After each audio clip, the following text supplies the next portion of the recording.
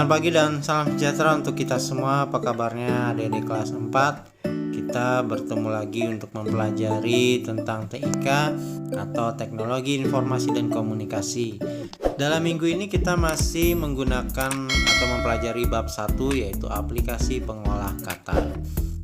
Minggu lalu Bapak sudah sampaikan kepada kalian dan kalian pun sudah menyimak dan juga mencatat. Bapak ucapkan terima kasih karena kalian sudah mencatat dan juga menyimak dengan baik. Nah, kita sedikit mengulangi ini tentang aplikasi pengolah kata. Kalian sudah mengetahui apa artinya dari aplikasi. Kemudian dari aplikasi pengolah kata pun kalian sudah mengetahui apa yang dimaksud dengan aplikasi pengolah kata tersebut.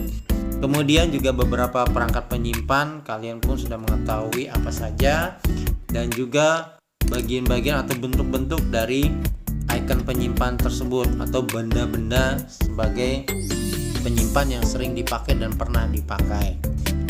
Semua memiliki masanya masing-masing, dan di sini yang terakhir yang akan masih tetap dipakai adalah hard disk dan flash disk sebagai benda yang digunakan untuk menyimpan dokumen atau file-file serta folder.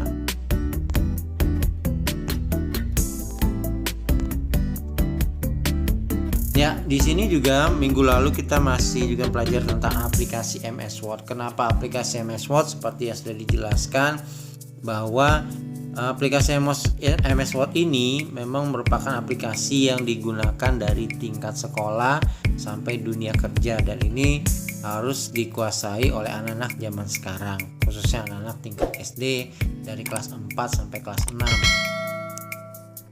Begitu juga ada bagian-bagian dari jendela aplikasi MS Word.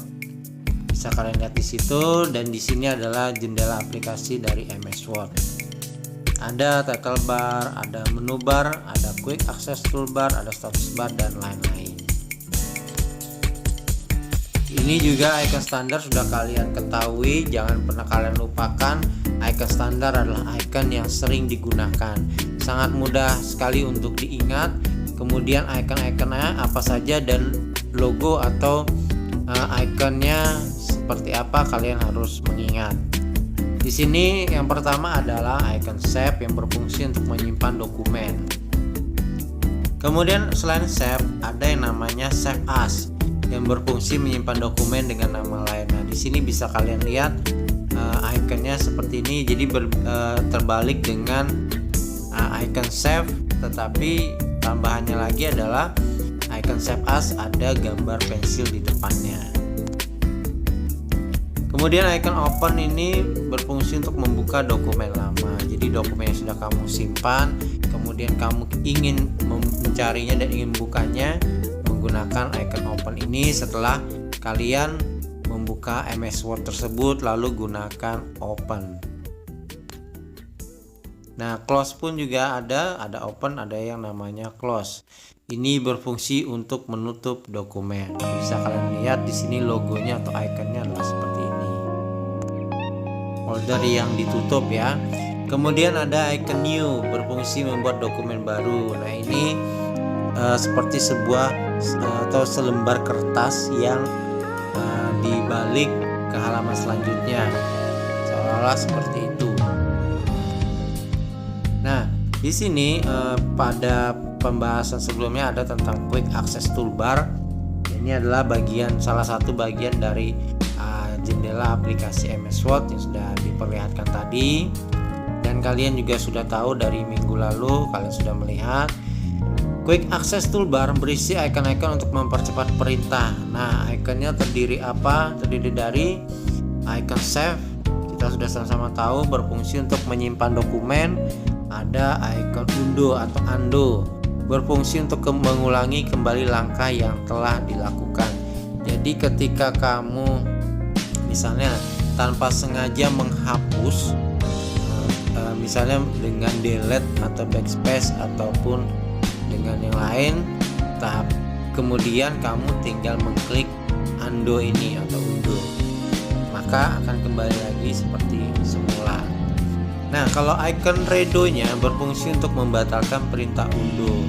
Begitu kamu sudah mengklik, ya ternyata memang itu harus dihapus. Kamu cukup menggunakan icon redo ini. Jadi sebenarnya kita sudah dimudahkan dengan aplikasi ini.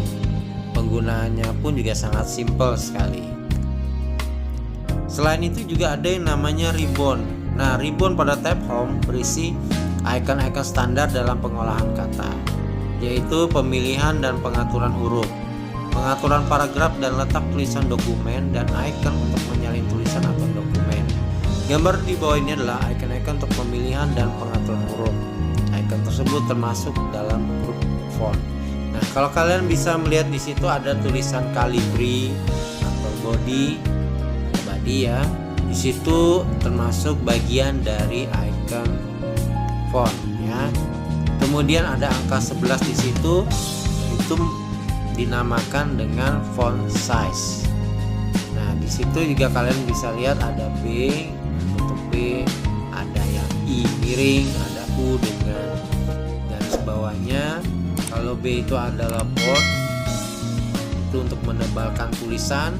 Kemudian yang garis miring itu adalah italic yang berfungsi untuk memiringkan tulisan. Kemudian ada U dengan garis bawahnya, itu berfungsi untuk menggarisbawahi ketika kalian mengetik.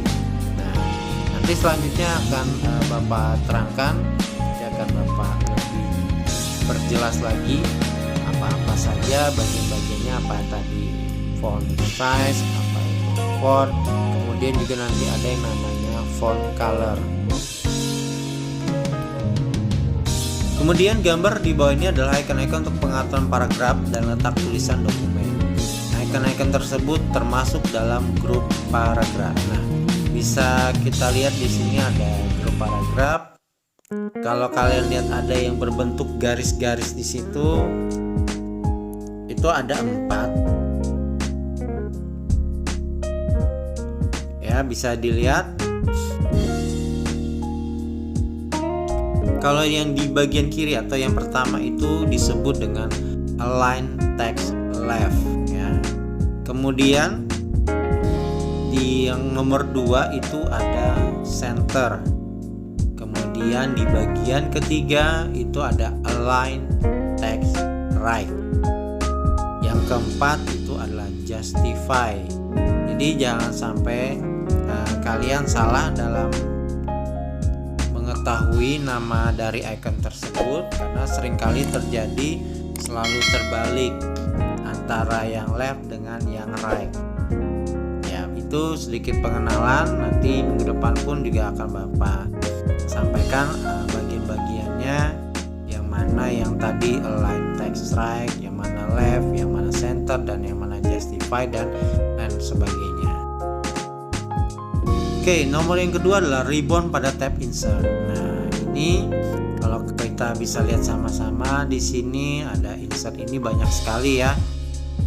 Ini ada tab insert berisi icon-icon untuk menyisipkan gambar. Nah, itu biasanya dipakai dengan picture. Kemudian ada clip art juga. Ada simbol, ada tabel, ada grafik dan nomor halaman dokumen.